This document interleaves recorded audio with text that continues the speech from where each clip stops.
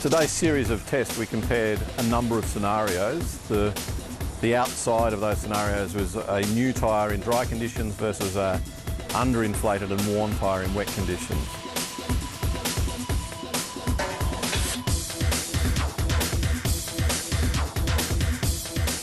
That's the difference between going straight through the intersection or straight into the car in front of you or the truck in front of you or hitting the pedestrian. It's that significant.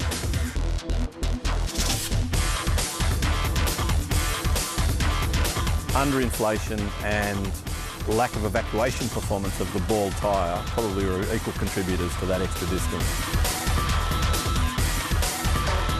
You need to check your tyre pressure for your safety with your family.